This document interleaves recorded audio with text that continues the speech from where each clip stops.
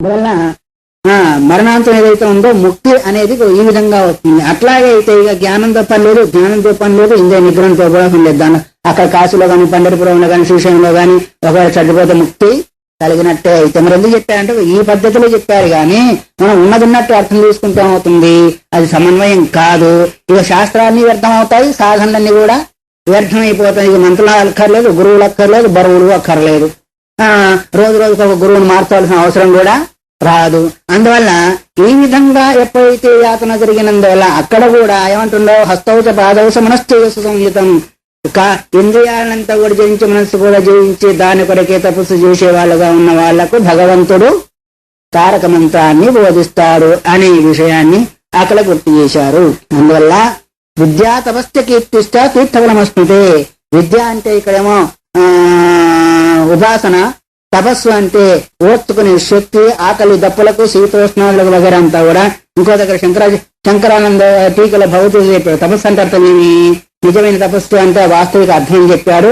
మనస్సును ఇంద్రియాలను ఏకం చేయడమే తపస్సు అన్నాడు. మనస్సును ఇంద్రియాలను లక్ష్యముందు ఏకం చేయడమే నిజమైన తపస్సు అన్నాడు. భగవద్గీతను 3 విధాల తపస్సు చెప్తే చెప్పొచ్చు కాక, కానీ ఆయన అభిప్రాయాన్ని చెప్పారు. లక్ష్యం ఏదైతే ఉందో నీ యొక్క ఇంద్రియాలను మనస్సును ఏకం చేసి నిలపడం ఏదైతే ఉందో అదే తపస్సు. ఇక తపస్సు అంటే అర్థమేమి? హిరణ్యకశం లాగానో లేదా హిరణ్యాక్షం లాగానో రావణసం లాగానో ఆ విధంగా ఉంటే తపస్సు ఇది కాదని కాదు. ఏ లక్ష్యం కొరకైతే నీవు ఒక క్రియ మొదలు పెట్టావో ఆ లక్ష్యమందు మాత్రమే ఉండడం ఏదైతే ఉందో అది వాస్తవికమైన తపస్సు అన్నారు. అందువల్ల కీర్తిష్ట తీర్థం, కీర్తి కూడా ఆ తీర్థ ఫలం కూడా నీకు లభిస్తుంది ఈ విధంగా ఉన్నవాడు. సరే, ఇక్కడికి ఘట్టం అయిపోయింది. విప్రస్య అనుపనీతస్య విదరేముదార్థ నాభివ్యాహరయేద్ బ్రహ్మస్వనిధాన్య సధానీనయానద్రుతే న శూద్రేణ సమస్తావతు. ఇప్పుడు ఇంతవరకేమో 4 జాతులను గురించి చెప్పారు కదా, బ్రాహ్మణ, క్షత్రియ, వైశ్య, శూద్రులు. విప్రస్యానుపనీతస్య, బ్రాహ్మణుడు ఉన్నప్పటికీ యజ్ఞోపవీత సంస్కారం కాకపోతే విదిరేమ ఉదాహరణ ఎవరు అంటే అతను కూడా శూద్రుడితో సమానమే అన్నారు. యజ్ఞోపవీత సంస్కారం కానంత వరకు కూడా అతను కూడా శూద్రునితో సమానుడు.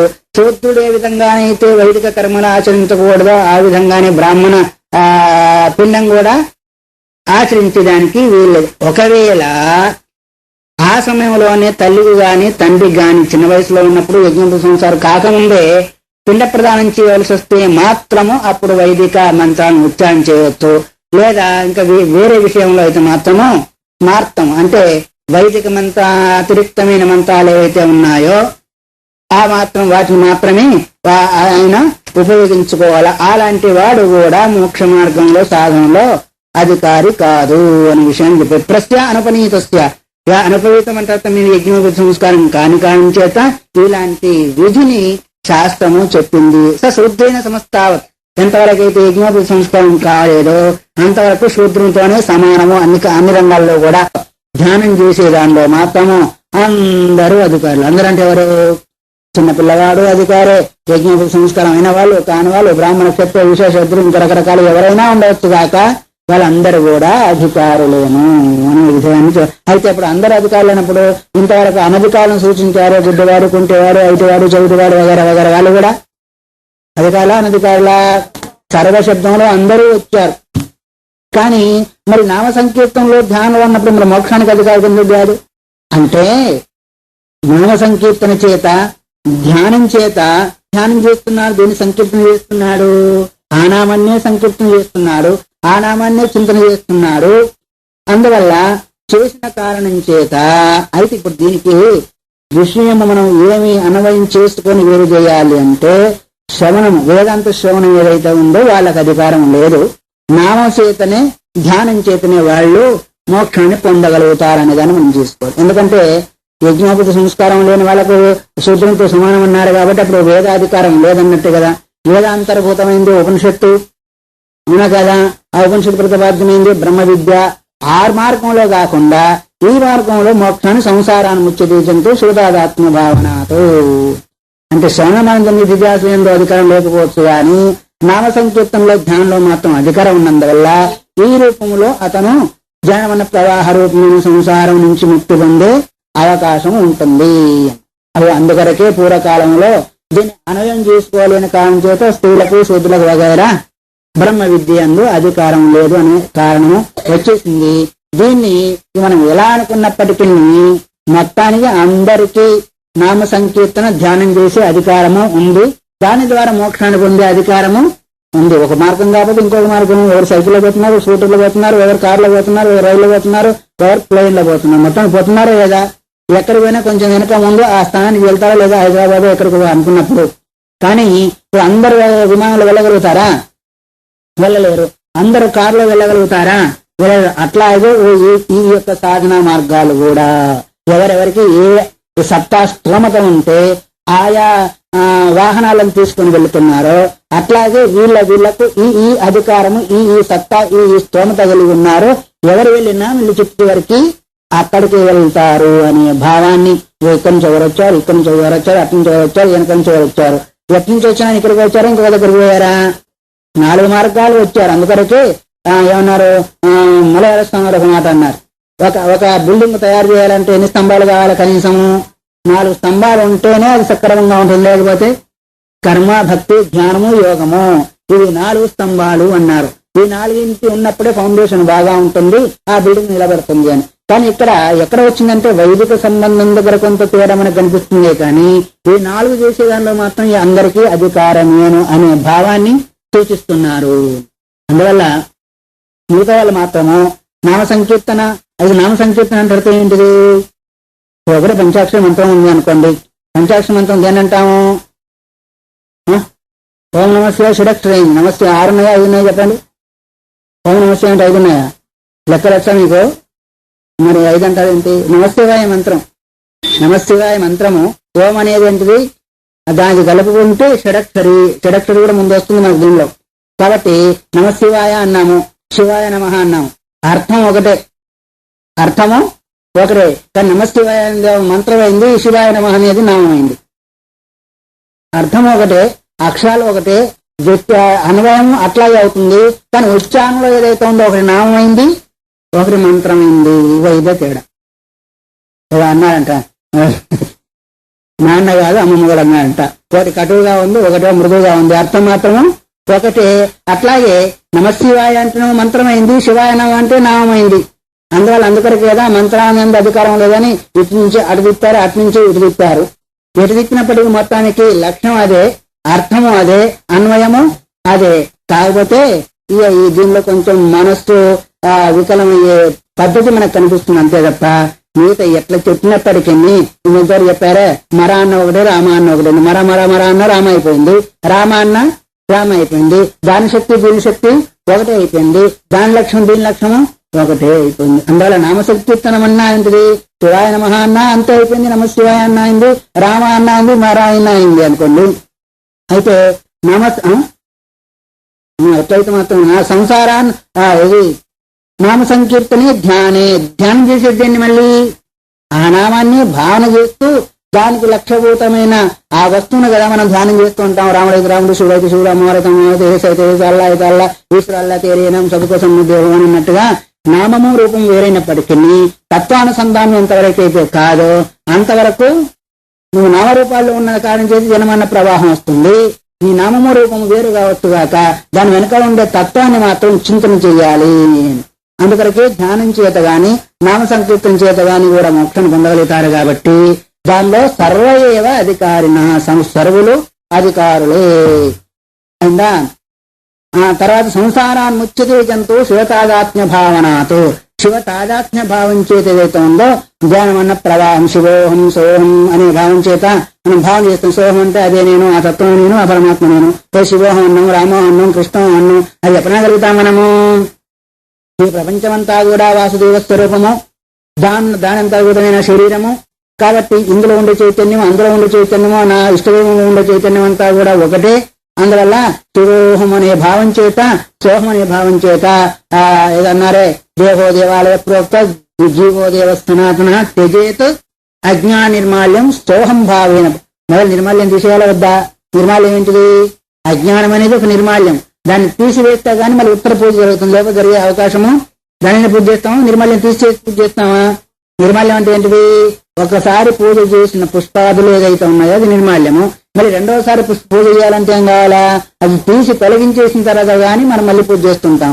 అట్లాగే సోహం భావం చేత పూజ చేసేదానికి అజ్ఞానం అనే నిర్మాల్యాన్ని మొదలు తొలగిస్తే అప్పుడు సోహం భావన అనేది కలుగుతుంది. ఏం అజ్ఞానం అది?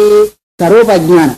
స్వరూప అజ్ఞానం ఉంది కాబట్టి, తన స్వరూపం తెలియదు కాబట్టి, నా స్వరూపం ఉంటుందని గురువాక్యం ద్వారా శాస్త్రవాక్యం ద్వారా నిర్ణయం చేసుకొని అప్పుడు సోహం భావాన్ని పూజ చేయదు. అందువల్ల దానం తపోవేద ఎక్కడ నామ సంకీర్తనే దాని సర్వేధికారిణ సంసారాన్ని ముచ్యతే జంతు స్వతాదాత్మ్య భావనతో, స్వతాదాత్మ్య భావం చేత ఏదైతే ఉందో ఈ అంటే శివుడే నేను, నేనే శివుడు, లేదు రాముడే నేను, కృష్ణుడే నీ ఇష్టదైవమే నేను, లేదు మీ మూడింటిగా అన్ని నామరూపాలకు అతీతమైన తత్వం ఏదైతే ఉందో అదే నేననే భావం చేత ఏదైతే ఉందో జ్ఞానమన్న ప్రవాహ రూపమైన సంసారం నుంచి ముక్తిని పొందగలుగుతాడు.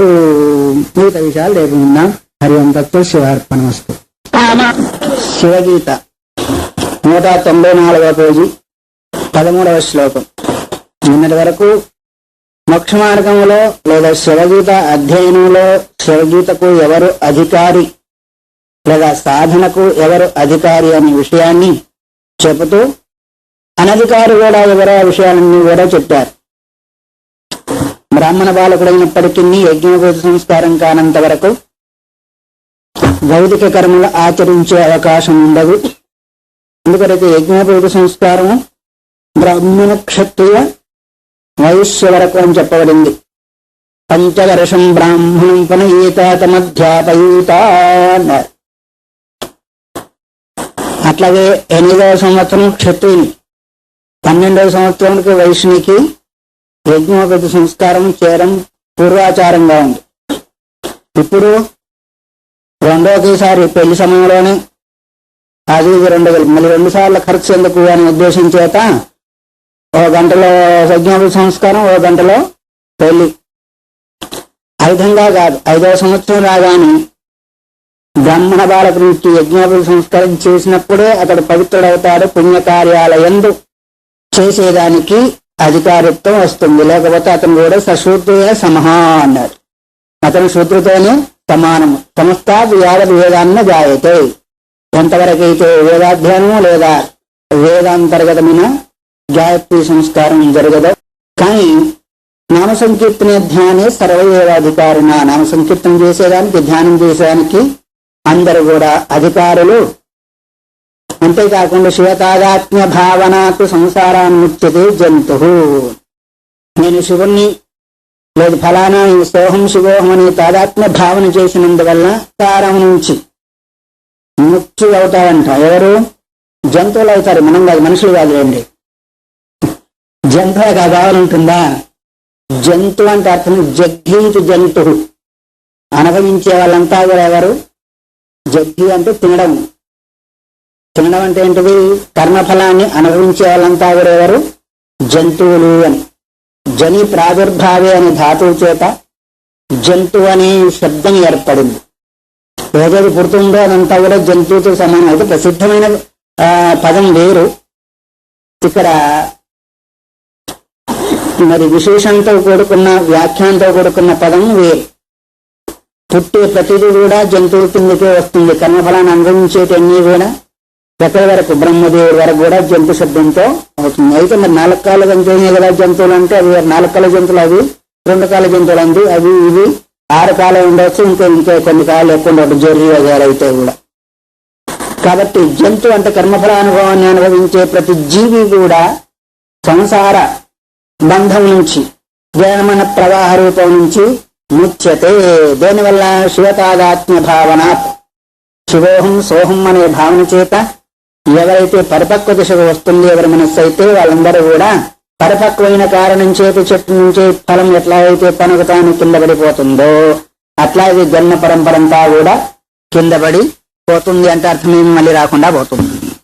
కింద ఇప్పుడు ధ్యానం యొక్క విశేషం ఏంటిది? విశేషం ఏంటో చెప్తూ ఉన్నారు. తథాదానం తపో వేదాధ్యయనం చ అన్యకర్మ అనివా సహస్రాంశంతు నార్హంతి సర్వదా ధ్యాన కర్మణ.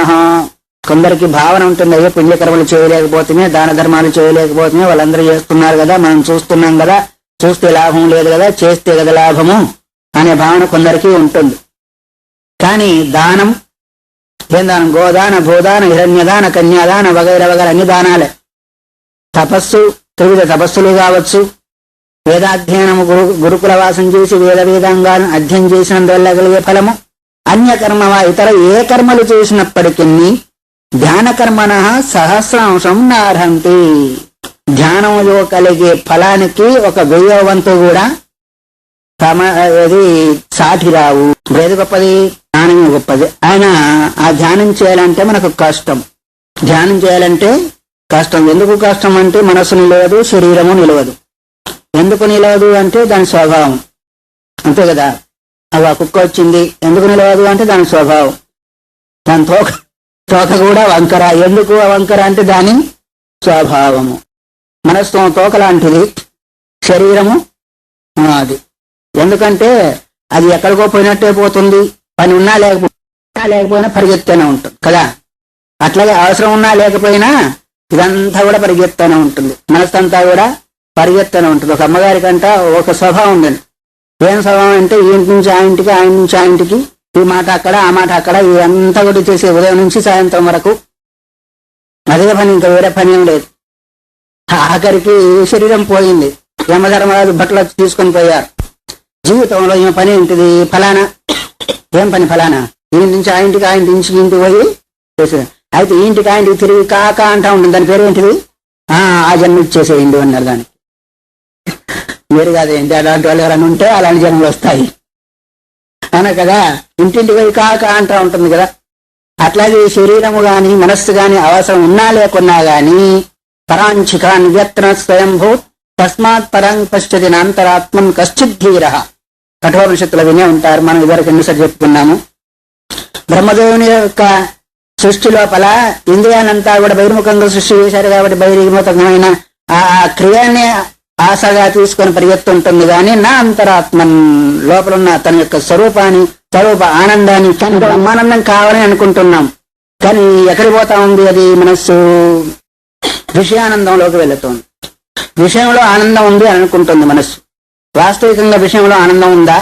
లేకుంటే ఎందుకు పరిగెత్తా ఉంది? మరి వస్తువులో ఆనందం ఉన్నట్టయితే, వస్తువు ద్వారా వచ్చినట్టయితే, ఒకే వస్తువు నీకు వయసును అనుసరించి, కాలాన్ని అనుసరించి, దేశాన్ని అనుసరించి, అనుకూల ప్రతికూలాన్ని అనుసరించి సుఖాన్ని దుఃఖాన్ని ఇస్తూ ఉంటుంది. పాయసం అంటే నాకు చాలా ఇష్టం, నీకు ఇష్టం కానీ నాకు మాత్రం ఇష్టమే.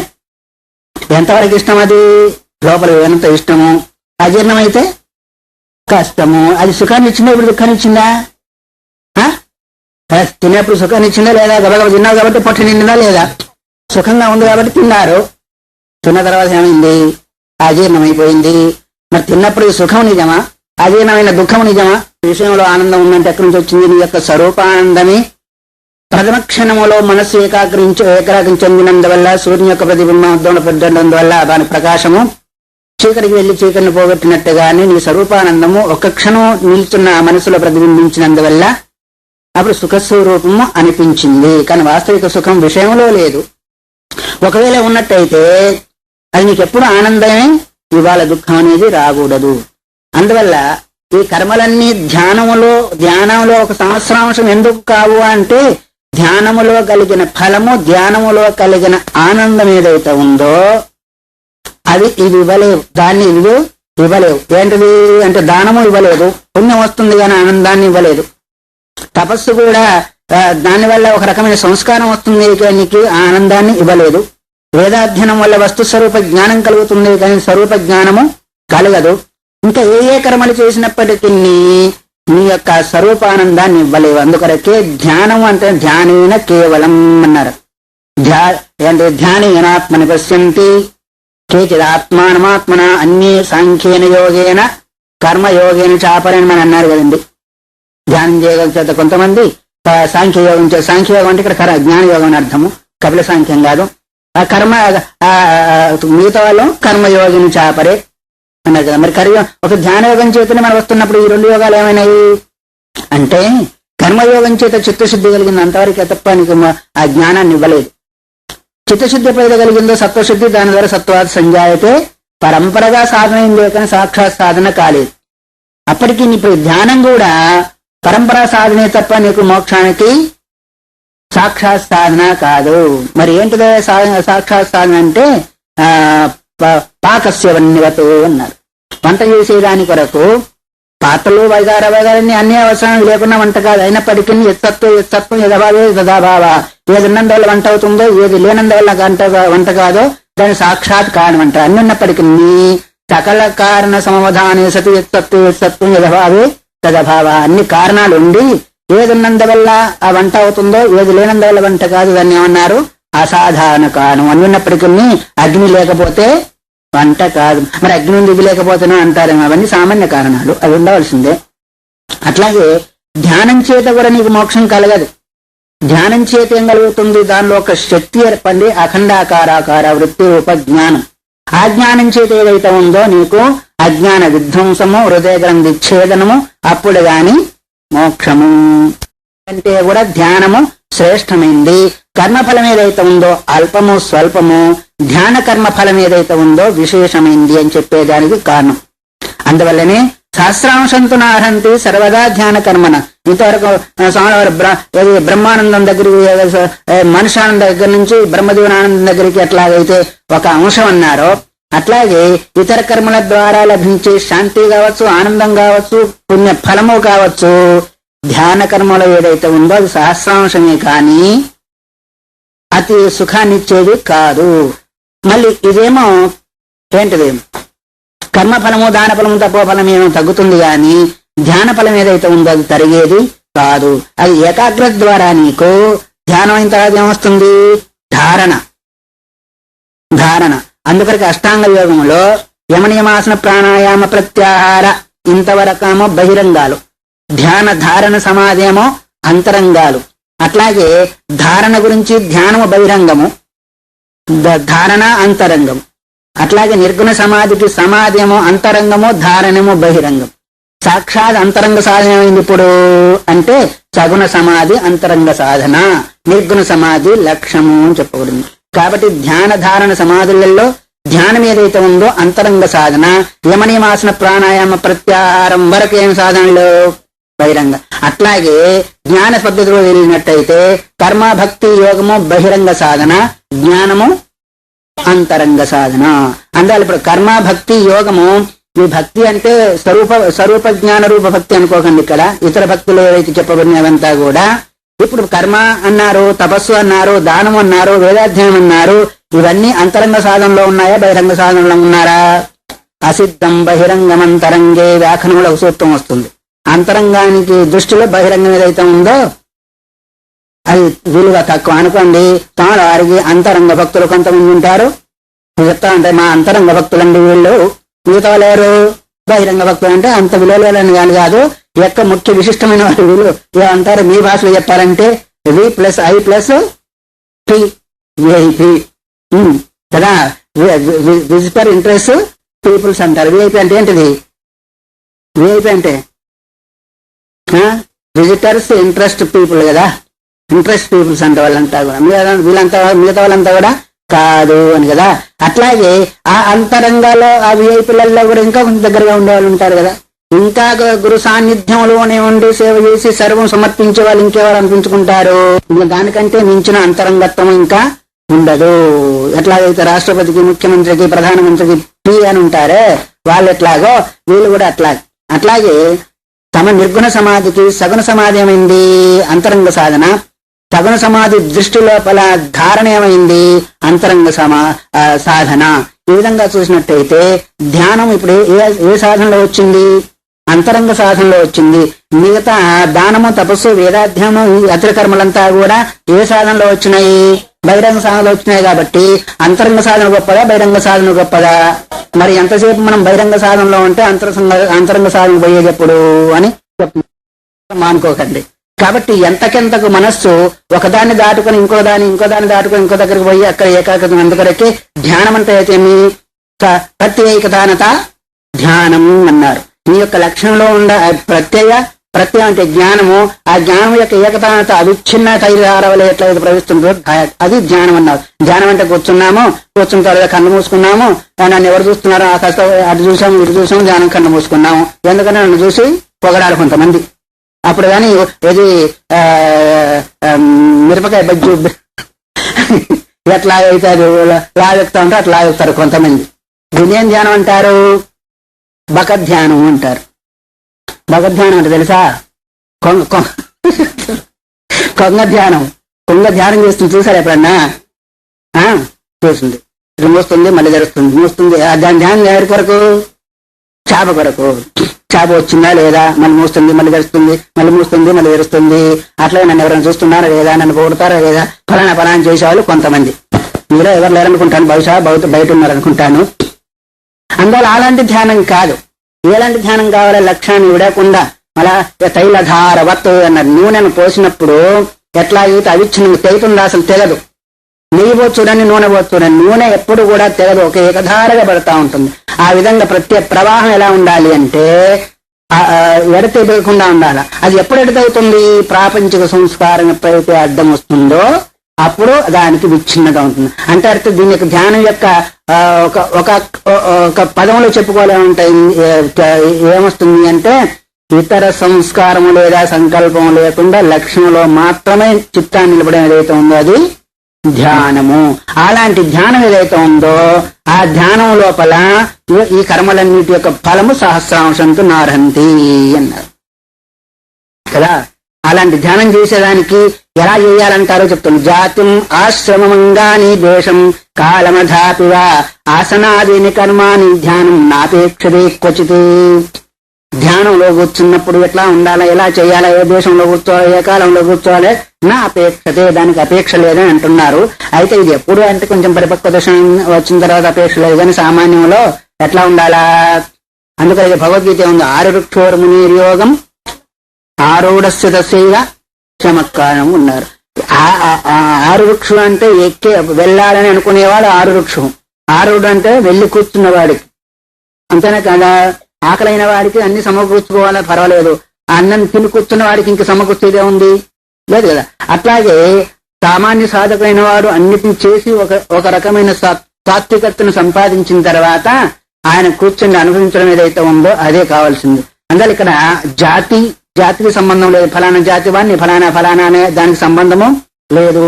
ఆశ్రమం ఫలానా ఆశ్రమానికి సంబంధించిన వాడి బ్రహ్మచర్య గృహస్థ వానప్రస్థ వగైరా వారి ఆశ్రమాలతో కూడా సంబంధం లేదు. దేశం భారతదేశమా, లేదో ఇంకో దేశమా, లేదో పవిత్ర దేశమా, ఇంతవరకు చెప్పారే కొండగోలా, లేకపోతే నదీ తీరమా, లేకపోతే ఇంకేదైనా పవిత్ర స్థానమా, దాంతో కూడా సమానము లేదు.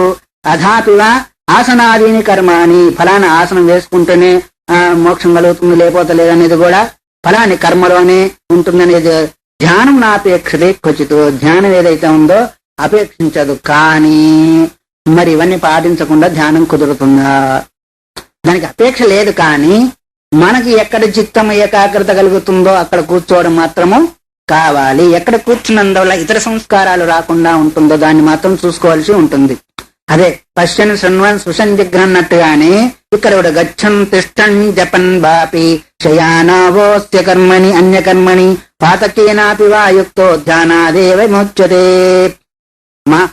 అది మహాపాప్ ఏంటిది అభిచేస్తురాచారో భయతే మాం అనన్యభాక్ అక్కడ చెప్పాడు. ఇక్కడ కూడా గచ్చన్ వెళ్ళుకుంటూ, తిష్టన్ కూర్చుండుకుంటూ, జపం చేస్తుంటూ, శయానం నిద్రపోతుకుంటూ, లేదా ఇతర కర్మ చేస్తుంటూ కూడా దీనికి ఏం చెప్పారు? సర్వేషు కాలేషు మాం అనుస్మర అన్నారు. అక్కడ చెప్పినా ఇక్కడ ఇది చెప్పినా ఒకటే భావన, ఒకటే అర్థము. సర్వకాల సర్వావస్థల యందు నీవు ఆ చిత్తాన్ని అక్కడ ఉంచవలసి ఉంటుంది. అలాంటి వాళ్ళకి ఏం జరుగుతుంది అంటే ధ్యానాదేవ విముచ్యతే పాతకేన మహా అభిచేతురాచారో భయతే మామన్యభాకు సాధురేవ అన్నట్టుగాని ఇక్కడ